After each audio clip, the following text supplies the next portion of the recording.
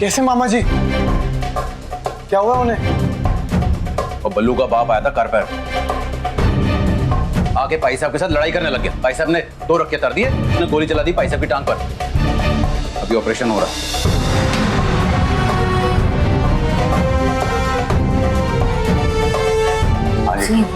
कैसे है वो? अभी कुछ नहीं कहा जा सकता, ऑपरेशन चल रहा है। ये सब उस अपशगुनी किन्नर की वजह से हुआ है। जब भी उसे घर से बाहर निकालो कुछ ना कुछ अपशगुन हो ही जाता है। अभी बाबूजी उस सौतन को घर ले आते हैं तो आज आईसीयू में पहुंच गए। पता नहीं कितना कोसा होगा उसने हमें। मनहूस है वो। मुंह बंद कर अपना। गोली मेरे पति को लगी, आईसीयू में मेरा पति। जब मैं सौम्या को दोष नहीं दे रही, तू कौन है? शुक्र मना कि मैंने तुझे अपने घर में रखा है, वरना आज कहीं सड़क पर भीख मांग रही होती। अपनी जिंदगी में कभी भीख नहीं मांगना चाहती ना, तो चुपचाप पड़ी रही, वरना चली जाए यहाँ से। जलेबी जलेबी लुधियाना की वर्ल्ड फेमस जलेबी है जी। और प्रजाई सुनो पाजी, अरे आइए जी, जलेबी खाओ जी जलेबी। खुद ही बैठो। आपने इसको कहीं देखा है? जी नहीं। अच्छा आप भाई साहब आपने इसे देखा? इसको आपने कहीं देखा है? चलो जी गरमा गरम। आपने इनको कहीं देखा है? चलो जी वर्ल्ड फेमस है जी। मैडम और जलेबी ला लो जलेबी। आ जाओ जी। आपने इसे कहीं देखा है? नहीं इसे नहीं देखा जी।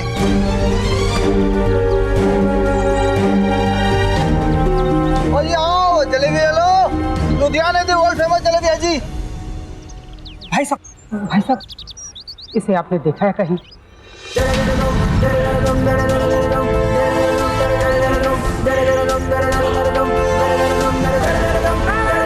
अरे इसे तो बहुत लोग ढूंढ रहे हैं, लेकिन आप लोग तो ढूंढ रहे हो। काके 50 रुपए की फटाफट गरम गरम जलेबी। कहीं ये तुम्हारी बिरादरी तो नहीं है?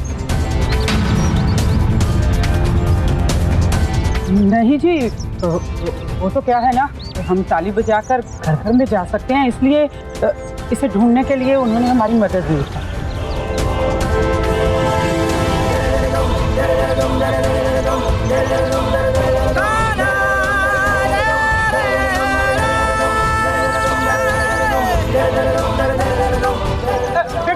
बेटा हम किसी को ढूंढ रहे हैं, तुम बता सकते हो?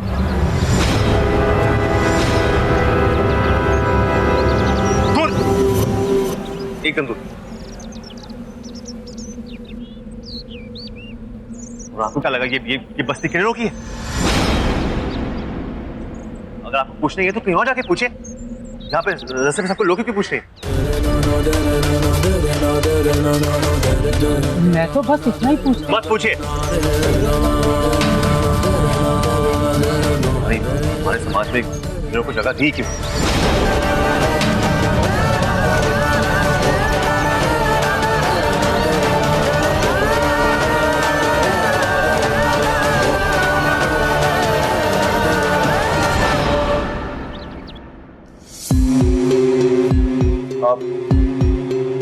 देखिए ब्लीडिंग काफी ज्यादा हो चुकी है, पेशेंट को ब्लड की जरूरत पड़ेगी।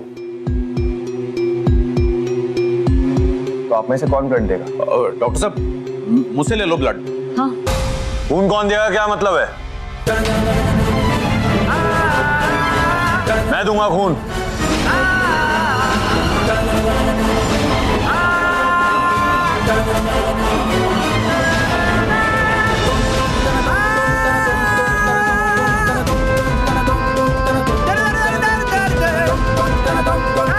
मेरा और अरक सिंह का ब्लड ग्रुप सेम है। बेटा हूं मैं अरक सिंह का। खून देने की तैयारी करो। ठीक है।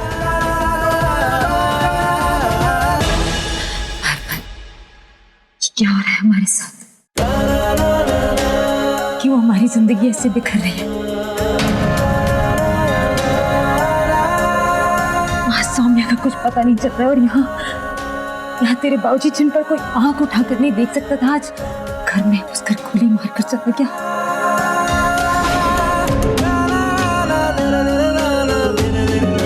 क्या हो रहा है?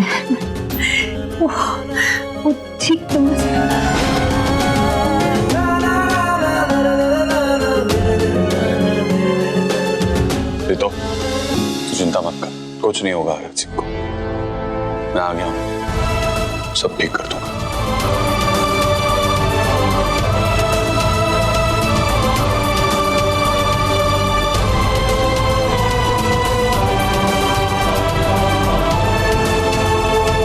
हमने आपका पूरा वाकया सुना। अब आप जल्दी से रिपोर्ट लिखवाइए ताकि हम कार्रवाई कर सकें। उसकी जरूरत नहीं पड़ेगी इंस्पेक्टर।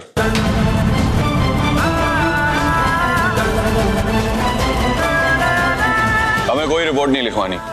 मेरे बाप को किसी ने गोली नहीं मारी है। उन्हें तो गोली लगी है ना, अभी आपके घर वालों के मुंह से सुना मैंने। इंस्पेक्टर, मैं आपसे कह चुका हूं, हमें कोई रिपोर्ट नहीं लिखवानी। मेरे बाप को जिसने भी चोट पहुंचाई है उसके लिए कानून भी मैं और सजा भी मैं।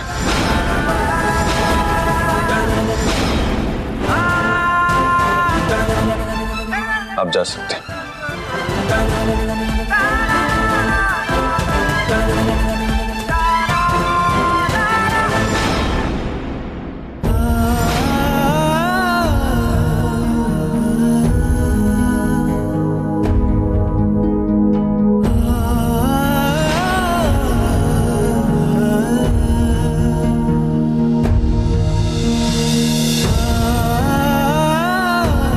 कल सुबह तक ठीक हो जाए। घाव काफी गहरा है, रिकवरी कब तक होती है ये उस पर डिपेंड करता है। वैसे कोई फिगर की बात नहीं है। जी।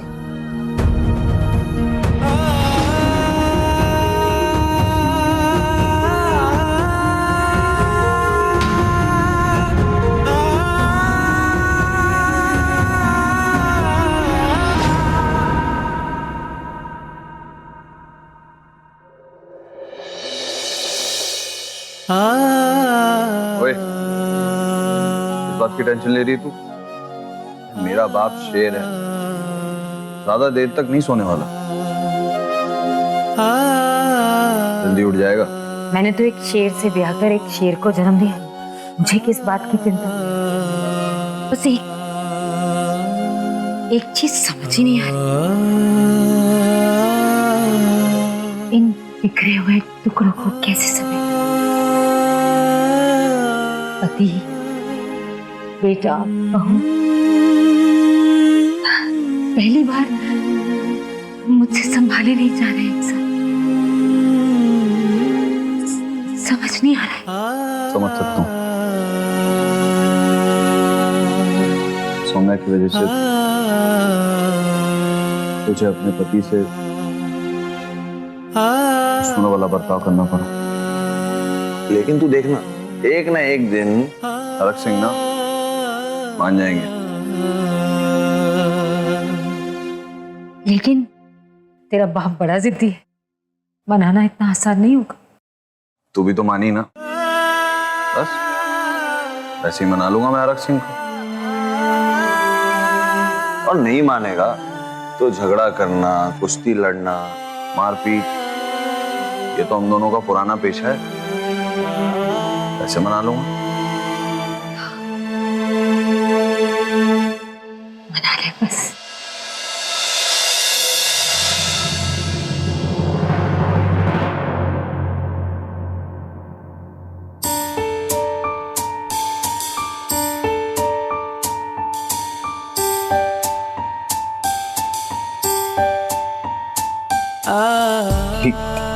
ये क्या कर रही हो? सारे खिलौनों को इकट्ठा क्यों कर रही हो? ओह, तो ये तुम्हारा प्लान है? तुम पूरी दुकान को खाली कर देना चाहते हो ताकि उस सेठ के पैसे अरेंज हो सके। देखो, ऐसा हो नहीं सकता, क्योंकि ये जो दुकान है ना, ये मेरे स्वर्गीय बाबूजी की दुकान है और इसके कोने कोने में मेरी माँ की जान बसी हुई है। अगर उन्हें पता लग गया कि हम इसे छोड़ के जा रहे हैं तो वो मेरी जान ले लेंगे। नहीं जी। हाँ जी, देखो तुम मेरी माँ को जानती नहीं हो, कुछ और सोचो। छोड़ो। अरे छोड़िए। बिल्कुल नहीं। देखो, बाकी सब ठीक है, लेकिन अगर धंधा थोड़ा मंदा भी है, लेकिन हम दुकान को तोड़ नहीं सकते ऐसे। मेरी बात सुनिए। मुझे तुम्हारी कोई बात नहीं सुननी। प्लीज इन्हें वापस लगाओ और जैसा था बिल्कुल वैसा ही कर दो। छोड़िए, मैं ये सब खिलौने बाहर बेचने के लिए इस टोकरी में डाल रही हूँ। अब जरूरी नहीं है ना कि सब लोग यहाँ दुकान में आए, खिलौनों को देखें और फिर खरीदे। तो बस ये टोकरी में सजाकर मैं बाहर जा जाकर सबको बेच दूंगी, शायद बिक्री ज्यादा हो जाए। तो अच्छा, ये तो मैंने सोचा ही नहीं। वैसे एक बात बताओ, क्या मैं ही बहुत मंदबुद्धि हूँ या फिर तुम ही मेरे समझ के थोड़ी परे? खैर, इस दुकान के बॉस को तुम्हारा आइडिया बहुत पसंद है, तुम्हें जो करना करो, लेकिन उसके पहले पूरे शहर की फेवरेट जलेबियां ठंडी हो जाएगी। और हाँ, एक बहुत जरूरी बात, कल छुट्टी का दिन है तो पूरा बाजार बंद रहेगा और साथ में ये दुकान भी। मैं 10 बजे के आसपास आ जाऊंगा और तुम्हारे लिए खाना लेके आऊंगा, ठीक है?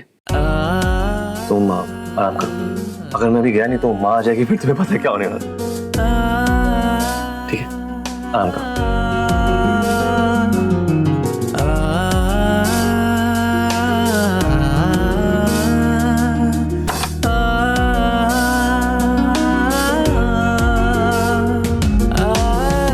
वैसे अब हमारा दोस्ती वाला हैंडशेक हो चुका है, इसलिए मैं तुम पे विश्वास कर सकता हूँ।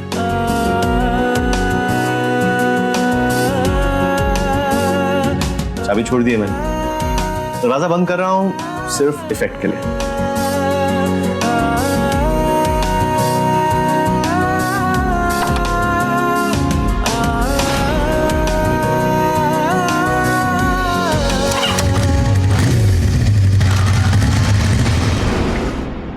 देखिए, आप लोग प्लीज बाहर जाइए, पेशेंट को अकेले रहने दीजिए। हाँ।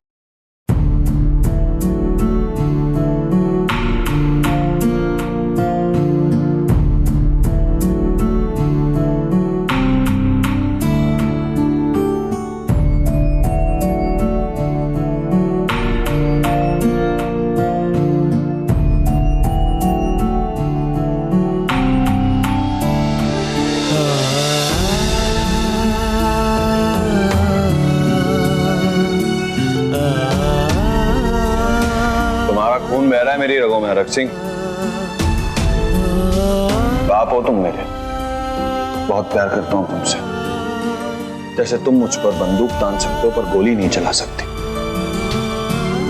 वैसे मैं तुमसे लड़ झगड़ सकता हूं, तुम्हें तकलीफ नहीं देख सकता। तुम्हारी औलाद हूं, बहुत प्यार करता हूं तुमसे, इसीलिए तो मैं अकेले तुमसे लड़। कोई और होता तो फर्क भी नहीं पड़ता, अपना है ना अपना है। यार हरक सिंह, सपना देखा है और वो सपना ये है कि तुम, मैं, प्रीतो, सौम्या, हम सब साथ मिलकर खुशी खुशी रहे। और सबसे बड़ी प्रॉब्लम ये है कि तुम उस सपने का हिस्सा हो।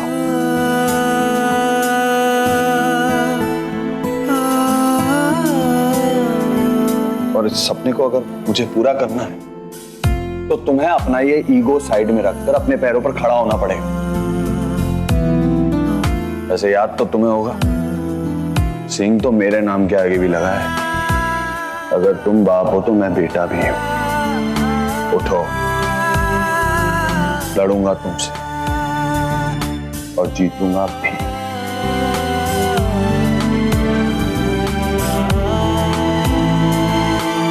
जी, ढूंढ मारे।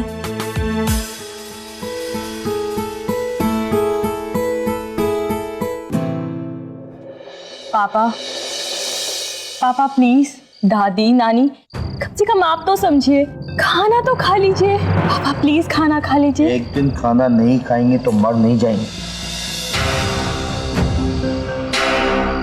अंदर जा पुत्र।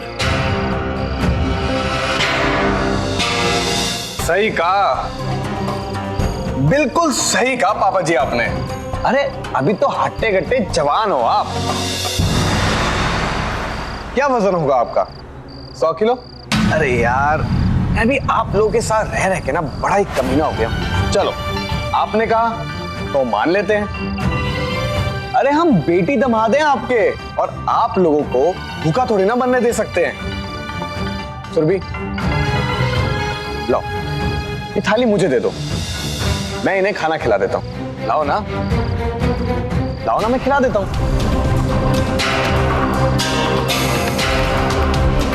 ये लीजिए पापा जी, खाना खा लीजिए। चलिए मैं खिलाता हूँ। लीजिए खा लीजिए। ससुर जी तेवर मत दिखाइए और खाना खा लीजिए।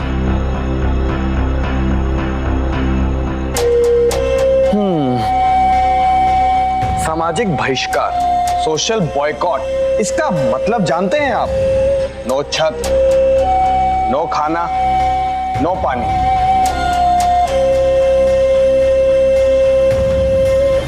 अगर सुरभि के पेट में उसका पाप नहीं पल रहा होता ना, तो वो भी आप लोगों की तरह भूखों की लाइन में लगी होती अभी।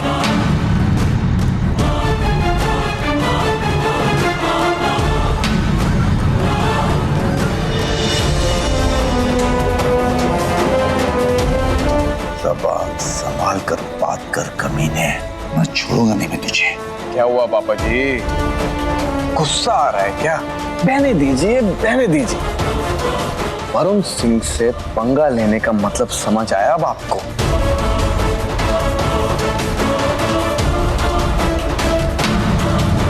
चाहिए अब ये खाना भी नसीब नहीं होगा आपको।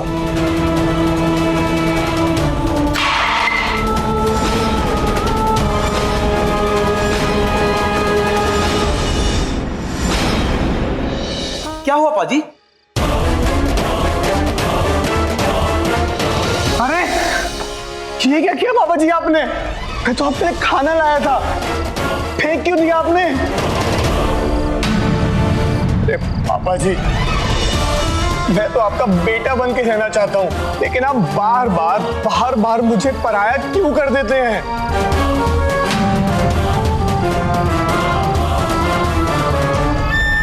ठीक है पापा जी, अगर आप खाना नहीं खाएंगे तो मैं भी नहीं खाऊंगा। अरे जब सजा मिले तो सब घर वालों को मिले ना।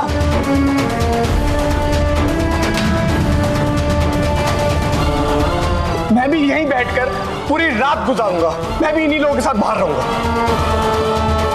वरुण नाटक बंद करो, उठो यहां से।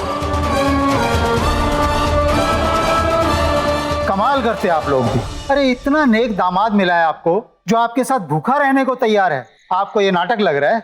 वरुण तू इनको छोड़ पुत्र, जाके खाना खा ले। नहीं अंकल जी, मुझे तो मेरा फर्ज निभाना है ना। आप लोग जाइए, अपने अपने घर जाइए, मेरी फिक्र मत कीजिए। जाइए, जाकर सो जाइए।